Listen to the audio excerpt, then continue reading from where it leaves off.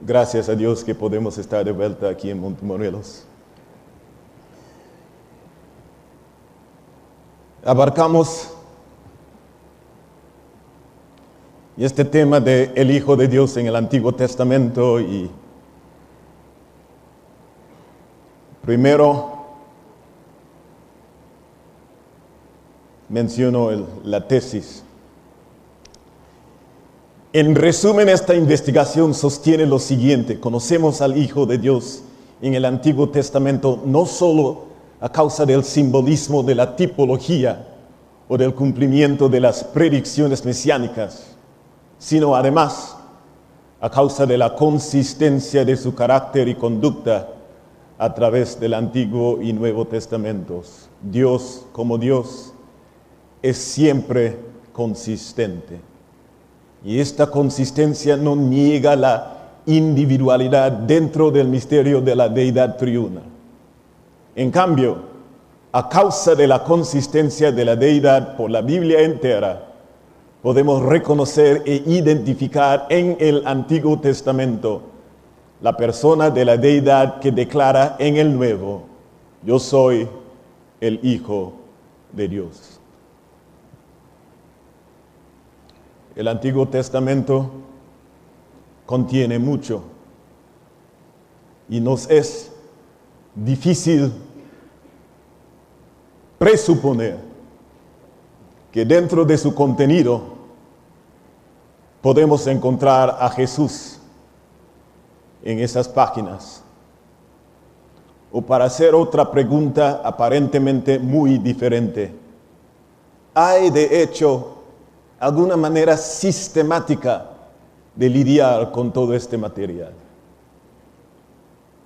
¿Cuál es la respuesta de Jesús a esos interrogantes? Resulta que con nuestro Señor mismo estas preguntas resultan todas relevantes y demandan la misma respuesta. Él mismo ha respondido a estas preguntas y es Él mismo la respuesta.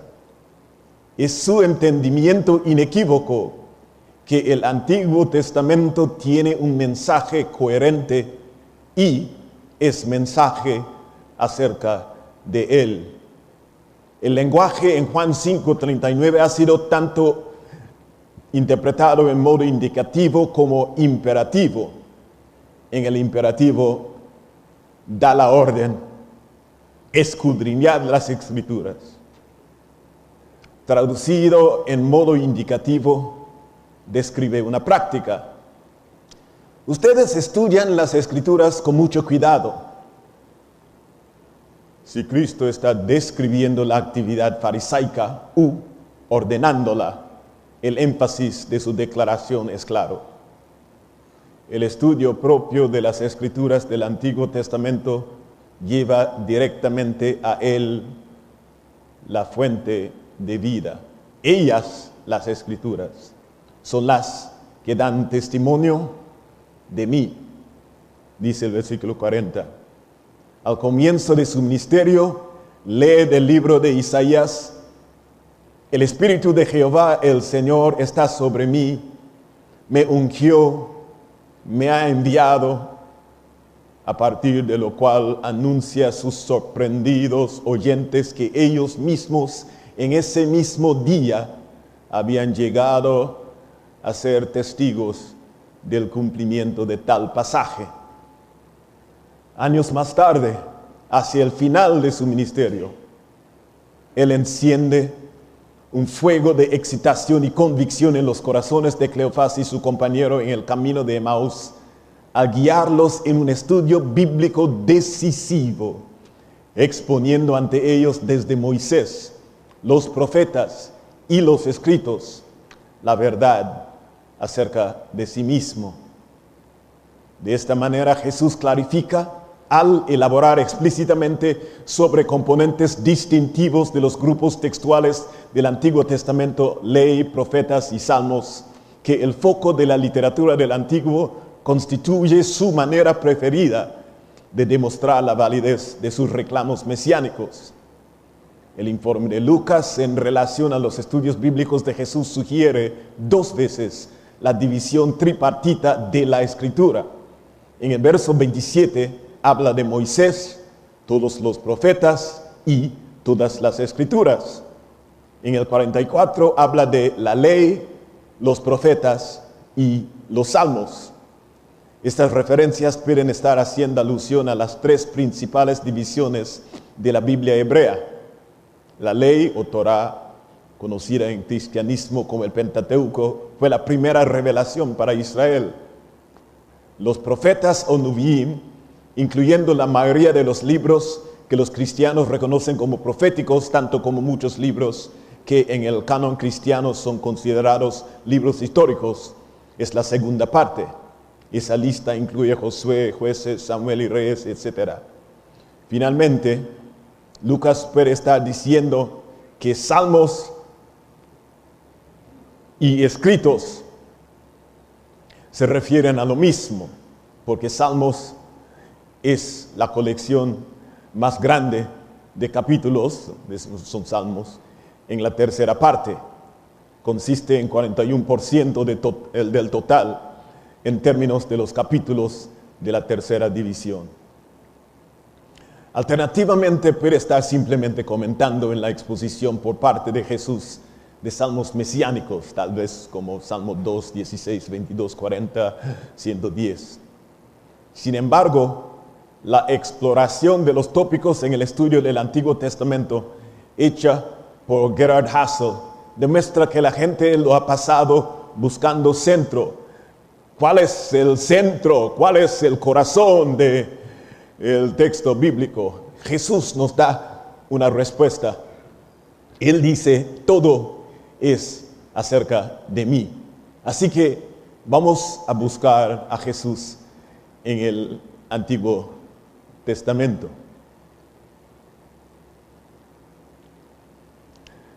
Vamos a utilizar como punto de partida una referencia del Antiguo que nos da una conexión directa con el Nuevo. Luego elaboraremos el significado de esa conexión directa. Por medio del profeta Isaías, Dios hace la siguiente declaración: alegad por vuestra causa, presentad vuestras pruebas, traigan, anúncienos lo que ha de venir, díganos lo que ha pasado desde el principio y pondremos nuestro corazón en ello. Sepamos también su postrimería y hacednos entender lo que ha de venir. Dadnos nuevas de lo que ha de ser después, para que sepamos que vosotros sois dioses, o a lo menos haced bien o mal, para que tengamos que contar y juntamente nos maravillemos. Isaías 41, 21 al 23. Y a causa de que ningún otro ser puede hacer esto, Dios puede testificar de sí mismo: yo soy Dios y no hay otro Dios, y nada hay semejante a mí, que anuncio lo que viene desde el principio y desde la antigüedad lo que aún no era hecho. Mi consejo permanecerá y haré todo lo que quiero. Isaías 46, del 9 al 10. La Biblia no está sujeta a controles humanos en relación a aquello que es conocible a separaciones arbitrarias del Antiguo, pues a pesar de su humanidad y su diversidad, es verdaderamente un solo libro.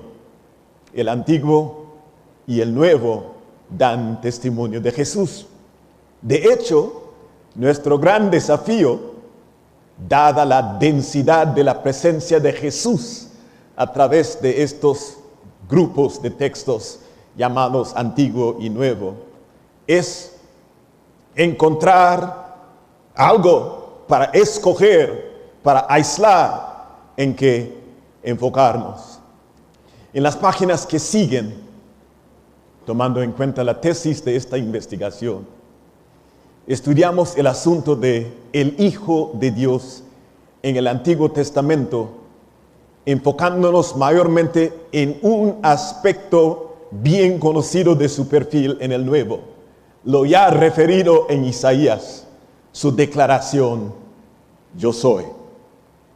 De paso, creo que están conscientes que un servidor hizo una tesis sobre el libro de Job, donde se dedicó a buscar a través de la manera de hablar de Bildad o de Zofar o de Elifaz o Dios mismo, cómo reconocer a ese personaje sin haberlo encontrado cara a cara. O sea, lo conocemos por su forma de ser, y en cuanto a Dios, su forma de ser no es mirarlo cara a cara, sino estudiar la palabra que Él nos ha legado. Así que la forma de ser de Dios, el Hijo que estamos estudiando en este papel, es su forma de hablar. Tal como fue declarado previamente, la tesis de este estudio es la segunda persona. Éxodo 21 se provee a sí mismo como plataforma textual para nuestro estudio, debido a la posición privilegiada que los 10 mandamientos ocupan en la historia y la interpretación bíblica, y porque estamos hablando de autoidentificación y autocaracterización, o sea, yo soy. Resulta que autocaracterización puede ser el elemento más conspicuo de la revelación clásicamente establecida en Éxodo 21 y 2, donde Dios se introduce a sí mismo. En un sentido muy real, la Biblia es la documentación de Dios hablando a los padres por medio de los profetas, dice Hebreos 1:1. Un mensaje y una declaración prolongados, divinamente supervisado en su articulación y preservación, sobre la presencia y los tratos de Dios con el hombre y la mujer a través de las edades pasadas de la historia humana. Desde el mismísimo primer capítulo, sus autores afirman la presencia de la voz y las palabras divinas. 11 veces en Génesis 1, Moisés repite, Vayomer Elohim, o sea, y dijo Dios. Y 3 veces más, Vayikra Elohim, o sea, y llamó, y llamó Dios, donde Dios da nombres a distintos elementos de la creación. De esta manera, los 2 primeros versos de Éxodo 20 son consistentes con un texto establecido al mismo comienzo de la historia bíblica de Dios como aquel que habla. A través del Antiguo Testamento, junto a las 16 veces que Elohim, Dios, habla diber, y 26 ocasiones en las cuales se usa la expresión Vayomer Elohim, y dijo Dios, hay otras 100 más en las cuales encontramos la expresión Vayedaber Adonai, y habló Jehová. Hay muchas otras combinaciones de estos verbos y de otros que muestran a Dios en comunicación directa con los seres humanos. En Éxodo 20, 1 y 2 se encuentra presente un ejemplo instructivo, no meramente un discurso divino, es Dios hablando e identificándose a sí mismo por su nombre. Note el uso estratégico de nombres. Y habló Dios, Elohim, diciendo, yo soy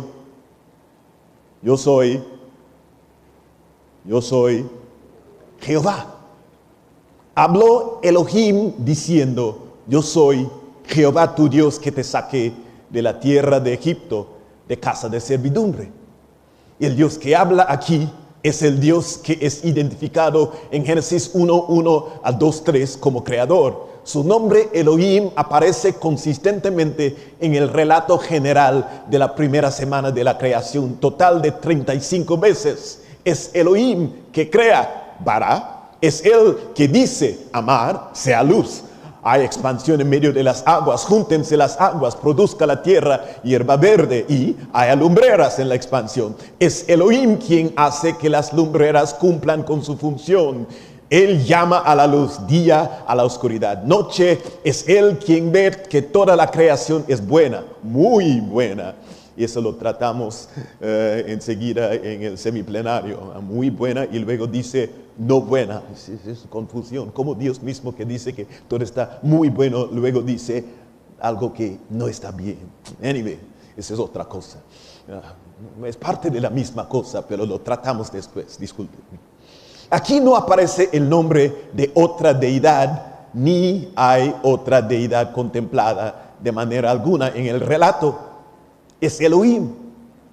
Sin embargo, en la magistral declaración sobre la creación en Salmo 33, del 6 al 9, es Jehová, cuya palabra trae toda cosa a la existencia. Por la palabra de Jehová fueron hechos los cielos.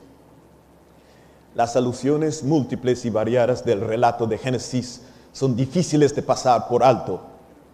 Nexos entre estos versos de Salmo 33 y el libro de Génesis incluyen la temática, filosofía e ideología. La conexión más intrigante entre estos dos textos tiene que ver con una secuencia sintáctica distintiva que aparece en el Antiguo Testamento solo en el contexto del poder creativo de Dios. En términos de temática, el texto trata con la creación de los cielos y la tierra. Desde la perspectiva filosófica, el autor está persuadido de que el proceso fue milagroso. Ideológicamente, el autor ve el evento como la obra de la deidad, Jehová, un Dios que es ordenado y todopoderoso, definitivamente al control del proceso de creación. Sin embargo, es la sintaxis única de Salmo 33:9 que mejor señala sus nexos con el relato de Génesis. En 6 diferentes instancias en Génesis, el autor señala, y dijo, y fue así. Vayomer, vayhi. Una construcción sintáctica similar reseña la intervención sobrenatural que libera a Israel de la esclavitud egipcia. Cuando Moisés retrocede ante la comisión del Señor, él le recuerda su omnipotencia. Le pregunta, ¿qué es eso que tienes en la mano? ¿Y qué dijo Moisés? No se oye. ¿Qué dijo Moisés? Ya se acostumbran a mi voz, yo quiero escuchar la suya. ¿Qué dijo Moisés? Gracias, muy amable. ¿Y qué dijo Dios? Echa la tierra. Moisés la echó en tierra y se hizo vayhi, una culebra. El valor de la similitud entre Éxodo 4, 2 y 3 y Génesis 1, 3, 6 y seguido no está limitado a la fluidez de su equivalencia sintáctica. En ese nivel, ambas son simplemente secuencias narrativas en tiempo pasado. El valor exegético de esta comparación reside en lo escaso de estas combinaciones verbales en el Antiguo Testamento. Aunque las raíces verbales amar, hablar, y hayá, hacer, y las formas vayomer y vayhi son ubicuas en el Antiguo Testamento.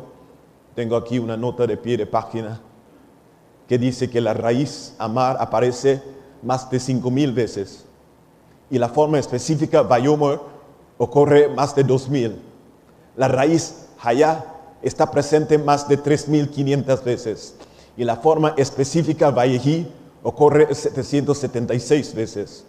Sin embargo, a pesar de que estas formas son ubicuas en el Antiguo Testamento, ningún otro pasaje aparte de los ya citados, Génesis 1, Salmo 33 y Éxodo, revela la relación narrativa. En el Salmo 33 encontramos una conexión conspicua de índole sintáctica con el relato de la creación en Génesis. Éxodo presenta un sustantivo común, serpiente, como parte del predicado con el verbo ser, hayá. En contraste, el relato de Génesis presenta sustantivo no específico, así, vayhi, kein, y fue así. el cual a algunos les gustaría identificar como adverbio. Comparado con lo concreto de Éxodo, se hizo serpiente. La transparencia y lo indeterminado del término así en Génesis resalta de una manera convincente la autoridad trascendente de Dios en el milagro creativo. Fue así, declara Génesis con frecuencia, en una manera que expresa el misterio de la materialización ex nihilo, de la nada viniendo a la visibilidad y aún a lo palpable, tomando forma y conformándose a su propósito exacto y completamente fue como lo declarado. Esto es lo que el salmista captura de manera magnífica y expresa cuando relata su informe en Salmo 33. La fuerza de Vayhi, en pausa, el paralelismo sinónimo del segundo hemistiquio del verso, Hu Tseva Vayamod, la insistencia estridente de los pronombres personales independientes, Hu amar, Hu Siva, o sea, él habló, él mandó. Como ustedes en español ya entienden, es un idioma con inflexión. En inglés es más difícil explicar, porque en inglés said, ¿quién said? Hay que decir she said, pero en español habló ya significa no fue ella, bueno, sí, habló ella o él, pero no fui yo. En inglés, said puede decir I said puede decir tú said puede decir ellos said, pero en español, said, habló, ya dice tercera persona del singular. El hebreo es lo mismo, ya el verbo dice tercera persona del singular, así que el pronombre es superfluo. No lo es.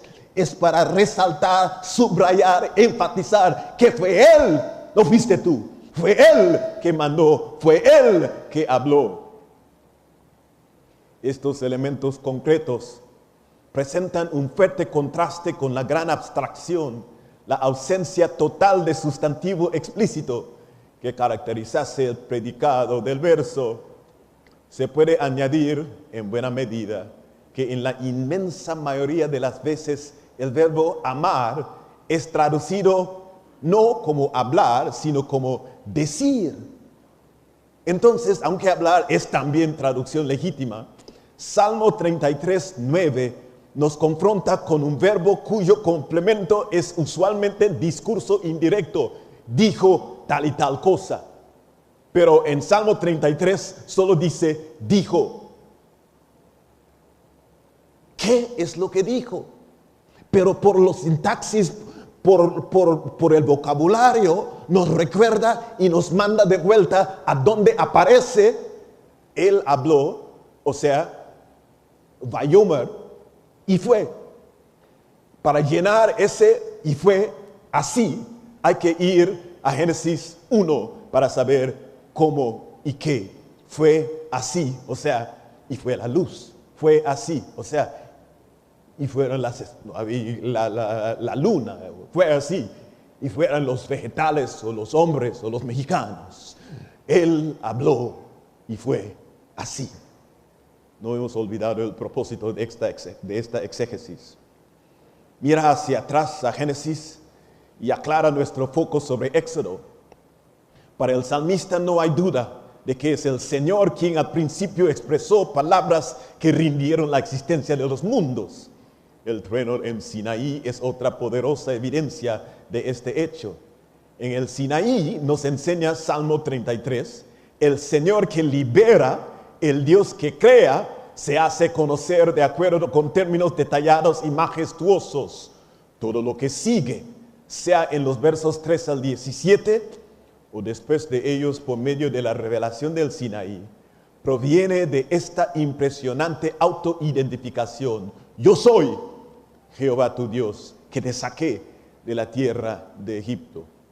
Nuestra comprensión derivada de Génesis 1, en combinación con Salmo 33 y Éxodo 20, nos lleva a entender la declaración de Dios en el verso 2. El Señor Él mismo que es el Dios creador, es el libertador de Israel. Bíblicamente, este estilo autoritativo de autoidentificación, yo soy, no está limitada a Éxodo 21 y 2. Que la Shema haya sido la poderosa ancla del monoteísmo en una gran prueba es una gran prueba de esto. La Shema es una declaración de la unicidad indivisible del Dios que es Señor, de Yahweh, quien es Elohim. Este papel de la Shema lo establece como factor subyacente de todo el comportamiento de Israel. Óyelo en la versión de la Sociedad Publicadora Judía. El Señor es nuestro Dios. Yahweh es nuestro Elohim. Una línea que encuentra su paralelo en el testimonio de Isaías. El Señor, Yahweh de los ejércitos, es nuestro Dios, Elohim. En el espíritu del Sinaí, Moisés sigue su declaración trascendente con una obligación que se deriva de tal verdad. Y amarás a Jehová, tu Dios, de todo tu corazón. En armonía con Éxodo 21 y 2, las profecías de Isaías nos proveen amplificación en relación al carácter de nuestro Señor, Yahweh, quien es Dios, Elohim. Este mismo Señor, informa Isaías, es nuestro Redentor, 47:4. Múltiples textos identifican explícitamente al Señor, Yahweh, como Redentor del individuo y de todo Israel, e inequívocamente lo identifican como Salvador. Junto a ellos está la propia invitación de Yahweh a toda la tierra. No hay más Dios que yo, Dios justo y salvador. Ningún otro fuera de mí. Mirad a mí y sed salvos todos los términos de la tierra, porque yo soy Dios y no hay más. Estas referencias ayudan a mostrar cómo el Antiguo Testamento contempla un solo agente, Dios el Señor, el mismo Dios quien solo creó todas las cosas, como el único capaz de cumplir lo que la humanidad necesita en términos de redención y salvación. Yo soy el creador, yo soy quien salvo. Está totalmente comprometido con ese acto tan gentil y maravilloso. En el Nuevo Testamento encontramos la declaración simple e indudable de que este Dios, el Señor, creador de todo y redentor de Israel y de todo el mundo, es Jesús de Nazaret.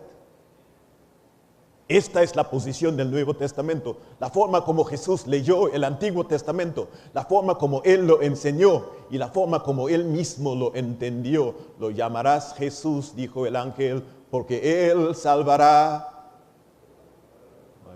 Están dormidos. Porque Él salvará. Gracias, muy amable. Salvará a su pueblo de sus pecados. Basta con unas cuantas líneas del Evangelio de Juan para resumir y enfocar en la persona y obra de Jesús todas las enseñanzas del Antiguo Testamento acerca del Creador, Redentor y Salvador.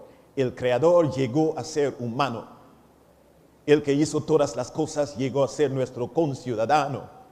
Nos mostró la gloria de Dios y reveló la extensión del amor de Dios al morir para salvarnos de nuestros pecados. Juan 1, 3, 14, 18, Juan 3, 16. Leyendo estas palabras de Juan, podemos aprender más claramente acerca de la múltiple personalidad de la Divina Trinidad, como lo entendemos cuando miramos a Jesús. Vemos también que en relación a la identidad de Jesús, el Salvador del mundo, las palabras de Juan son una fiel reiteración de la enseñanza veterotestamentaria. El Antiguo Testamento habla prolépticamente y Juan en cumplimiento. La profecía de Isaías el Antiguo es la historia de Juan en el Nuevo. Sin embargo, la consistencia de estos dos testimonios aún provee una diferencia entre las declaraciones del Antiguo y el Evangelio. En relación con nuestro tópico, el Hijo de Dios en el Antiguo, es la diferencia lo que ancla mi atención más que cualquier otro elemento de nuestra breve comparación entre el Antiguo y Nuevo Testamentos de Isaías y de Juan. La diferencia no aparece en sus datos, sino en la manera de sus presentaciones. Pues mientras en el Evangelio el informe es dado por Juan, concerniente a Jesús. En la narración en tercera persona, con Isaías, es el Señor mismo quien habla. Yo, Jehová, soy tu Dios. Yo, Jehová, Santo vuestro, Creador de Israel. Yo soy el primero, yo soy el postrero. Fuera de mí no hay Dios. No hay más Dios que yo, Dios justo y salvador. Yo soy Dios y no hay más. El mensaje de la Biblia, sea en reportaje periodístico y desprendido, sea la autodescripción en primera persona, termina siendo igualmente autoritativo, igualmente divino. Aún así, nos hacemos mucho daño y le causamos a Dios mucho dolor. E igualmente obscurecemos o ignoramos lo que se ha revelado cuando no reconocemos y con exaltación celebramos el alto privilegio que experimentamos cuando Jesús decide decirnos la verdad con su propia boca. En el Nuevo Testamento, cuando Él dice, yo soy, se reporta por otro. Él dijo, en el Antiguo, Él dice, yo estoy hablando y yo te digo, yo soy. Yo soy Yahweh. Yo soy Creador. Yo soy Rey. Yo soy Salvador. Repentinamente, ahora resulta posible apreciar que cuando en el Nuevo Testamento Jesús con insistencia reitera, yo soy, camino, verdad, vida, resurrección, vida, antes que Abraham fuese, yo soy, Él no es culpable de blasfemia, tal como sus enemigos lo acusan, ni está exhibiendo en esto algún elemento nuevo de su carácter. Las declaraciones en primera persona de Isaías y el Sinaí son las declaraciones en primera persona del Salvador del mundo en el Nuevo Testamento. En Isaías, en el monte Sinaí, en Jesús de Nazaret, oímos la misma voz, observamos la misma conducta y por la misma razón confrontamos la misma demanda de autoridad trascendente. En este mismo contexto, el registro de Juan de las múltiples identificaciones de Jesús asume un significado incrementado. Los estudiosos bíblicos del Antiguo Testamento pueden ver esta evidencia no solo como un nombre divino con el cual Jesús se identifica, sino específicamente como exhibiendo un carácter y una conducta plenamente consiste con los patrones del Antiguo Testamento. Al compilar su lista de 8 ocasiones y los 19 usos de Jesús del nombre divino, yo soy, Juan muestra cuánto esfuerzo dedica Jesús a identificarse a sí mismo con el Dios de Moisés, no como acción incidental, sino aún poniendo en riesgo su vida. Cuando Jesús declara que Él mismo es el yo soy, a propósito declara que Él es el Dios de la zarza ardiente. En esa ocasión, en una llama de fuego que ardía en la zarza sin consumirla, pues Dios no requiere de combustible, Él se presentó a sí mismo ante Moisés y le comisionó para llevarle su nombre santo a su pueblo al tomar la labor de su vida de liberar al pueblo. Respondió Dios a Moisés, yo soy. Así dirás a los hijos de Israel, yo soy, me envió a vosotros. El nombre divino Yahweh es un nombre propio derivado de la raíz verbal de existencia, hayá, cero estar, por el cual Dios comisiona a Moisés.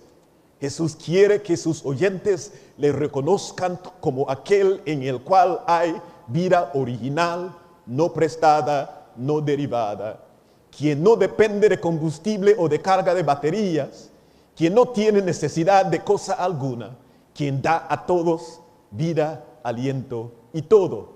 Esta es la esencia del nombre Yahweh y de la traducción griega ego eimi, yo soy. De paso, en el Nuevo Testamento, cuando Jesús utiliza esta expresión, este nombre, también está utilizando un pronombre superfluo, porque eimi significa yo soy. Pero Él, de la misma manera que lo resalta y lo enfatiza el Antiguo, lo hace en el Nuevo. Ego eimi, yo soy. Sobre esta cuestión no hay malentendidos entre los furiosos enemigos de Jesús. tampoco afectaría la conducta de Jesús dicha furia. El Jesús que sabe que Él es el Señor Yahweh del Antiguo Testamento, no puede negar su identidad para evadir ofensa. No niega ni su nombre, ni su hábito y patrón de identificarse a sí mismo, también conocidos desde los tiempos del Antiguo. No vino al mundo para encubrirse, vino a revelarse a sí mismo y así desgarrar el velo que por tantos siglos ocultaba el Padre y el cielo. Vino a traernos la revelación cumbre de Dios que es el mismo. Por lo tanto, su carácter y conducta no pueden ser modificados ahora solo porque puedan provocar algún disturbio entre sus enemigos. Provoca un tumulto intenso, enoja a sus enemigos al ser consistente su práctica del Antiguo Testamento. Esa misma ira nos asegura que la identificación de Jesús con el Dios de Moisés en el Sinaí no es una mala interpretación moderna de sus palabras e intenciones. En cambio, la ira de los enemigos nos dice que sus contemporáneos le entendieron precisamente de esa manera. Resumimos pues que Jesús en el Nuevo Testamento es más reconocible que antes, porque el carácter y el modus operandi que Él despliega son consistentes con su manera de ser antes de su encarnación. En general, ego eimi ocurre 41 veces en el Nuevo Testamento. 33 de estas provienen de los labios de Jesús y una más cuando sus palabras son repetidas por otros. 19 de estas ocurrencias están en el Evangelio de Juan y son expresadas por Jesús. De gran significado es el hecho que Jesús está hablando las 5 veces cuando aparece la expresión en el libro de Apocalipsis. Al menos 3 razones apuntan a las 2 conclusiones de que Jesús utiliza ego eimi de forma deliberada para identificarse a sí mismo y que así lo entendieron en su propio tiempo. Las 3 razones son: 1, el uso consistente en Juan, notablemente cuando la sintaxis no permite otra explicación, sea gramatical, lógica o teológica.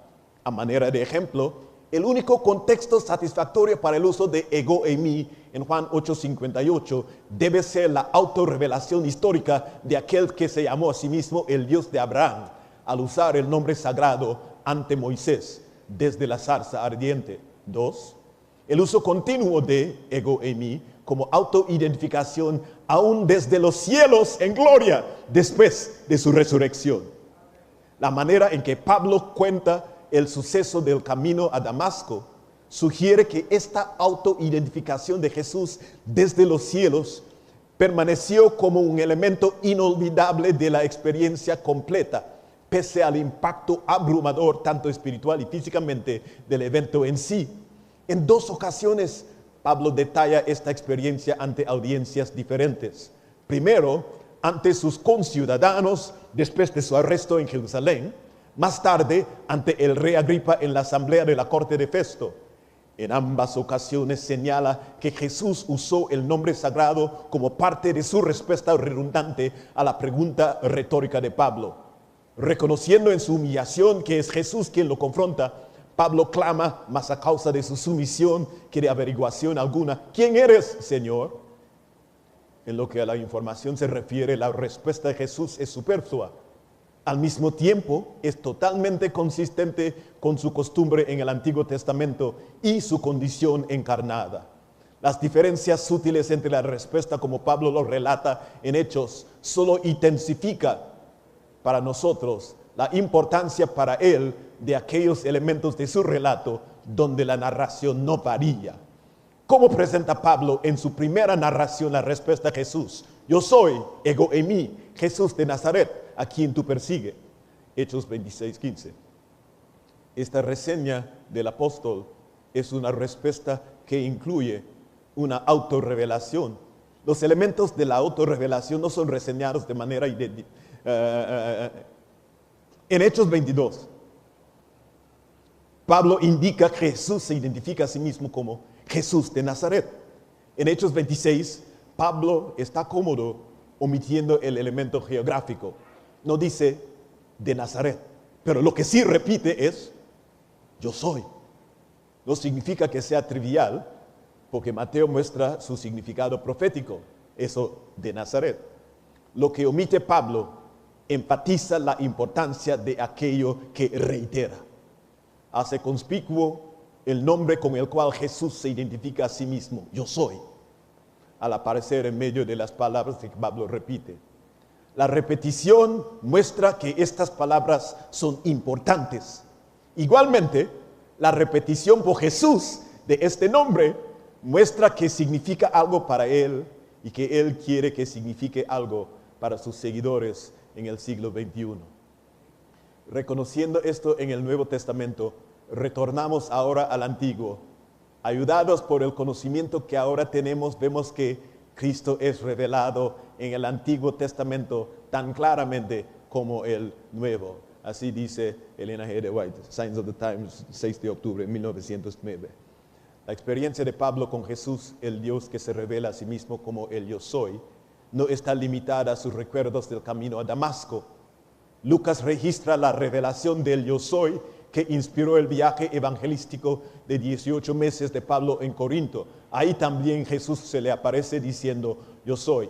Y así otra vez en la misma consistencia desplegada a través de la historia de la salvación, con el apóstol Juan en la isla solitaria de Patmos, sobrecogido primero por la angustia de la separación y entonces sorprendido por el poder de la presencia de su Señor resucitado, el exiliado fiel oye de nuevo aquella voz y aquel nombre que son todo para él, yo soy.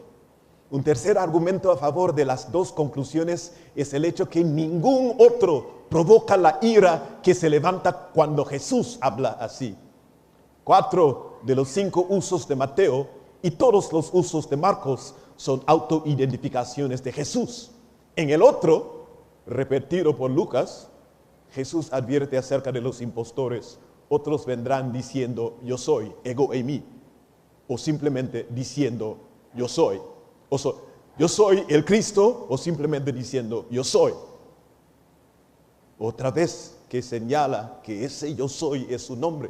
Y al verlo, sea en antiguo o nuevo, es Cristo que habla. Tanto las diferencias como las similitudes en Mateo y en Lucas nos recuerdan un episodio similar en relación a los informes de Pablo ya tratados. Queda claro lo que más importa más lo que en los evangelios y en la mente de Pablo. Lo que preservan es la frase, yo soy. Hay solo 2 ocasiones en el evangelio de Juan donde Jesús no es quien pronuncia estas palabras. Y en una de esas 2 ocasiones, otros están simplemente repitiendo sus palabras. Ya mencionamos esos 5. La única ocasión en Juan donde las palabras en cuestión se originan de otra fuente tienen que ver con un hombre nacido ciego. Eso es sumamente interesante. Quien repentinamente llega a ser el objeto de una disputa en el vecindario. Algunos de los vecinos dicen reconocerlo, aunque nadie puede explicar su adquisición de la vista, habiendo nacido ciego. Otros vecinos dicen que no puede ser él, ya que puede ver. Él, por su parte, dice, yo soy, ego eimi. O sea, él enfatiza, soy yo el que nací ciego, yo soy. Pero nadie intenta apedrearlo por haber dicho esto.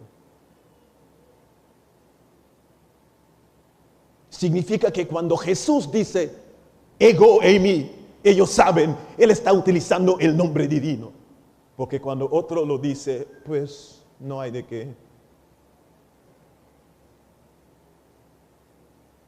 La sección anterior buscaba más que la comprobación de la identidad del Hijo de Dios con la autorrevelación divina de la zarza ardiente en el Antiguo Testamento, basado en el uso del nombre divino, yo soy.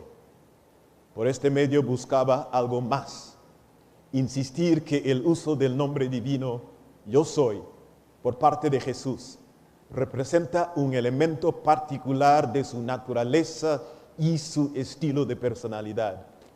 Ese estilo particular de autorrevelación, autonombramiento, presentación de sí mismo, hace que Jesús sea reconocible directamente con el Dios del Antiguo Testamento, no solo por un estudio de nombres, sino por la coincidencia de estilos. Las declaraciones en primera persona del Dios encarnado del Nuevo Testamento coinciden de manera impresionante con ciertos testimonios del Antiguo Testamento. Lejos de depender de un solo texto en Éxodo 3, el nexo se establece repetidas veces. Lo encontramos en el Sinaí cuando Dios se presenta a sí mismo. Sabemos que el uso de yo soy no es la única área donde observamos esta consistencia. Un examen de la revelación al monte Sinaí provee otras. Por su pavor dramático, sería un evento sin paralelo en la historia humana. Ahí Moisés les cuenta en Deuteronomio 4, ustedes tuvieron miedo. Me pidieron que Dios no les hablara, que hablara a alguien como tú, como yo, Moisés. ¿Y qué hizo Dios? Lo que entendieron Esteban y Pedro, Dios envió a Jesús, una persona como Moisés. Su obra fue una continuación directa y personal del trabajo de Moisés. El mismo Jesús, quien sobre la montaña enseñó a sus discípulos los abarcantes principios de la ley de Dios. Instruyó al antiguo Israel desde la columna de nube y desde el tabernáculo por medio de la boca de Moisés y Josué. Esto dice Elena G. White, Signs of the Times, 26 de mayo de 1881. Hace claro en Hechos de los Apóstoles, páginas 221 y 22, que Esteban, Pedro y Pablo y Jesús, todos supieron que Él fue el orador divino del Antiguo Testamento y que desde los días de Adán fue su voz la que hablaba a los patriarcas y profetas. Al predicar a los tesalonicenses, Pablo hizo referencia al Antiguo Testamento y las profecías concernientes al Mesías. Cristo en su ministerio había abierto las mentes de sus discípulos a estas profecías. Empezando con Moisés y todos los profetas, expuso a ellos en toda la Escritura las cosas concernientes a sí mismo. Cristo fue el fundamento de su sistema de ofrendas sacrificiales, el gran antitipo de todos sus servicios religiosos. La sangre derramada cuando los sacrificios fueron ofrecidos apuntaba al sacrificio del Cordero de Dios. Todas las ofrendas típicas se cumplieron en él. Signs of the Times, 20 de junio de 1906. Corriendo al final.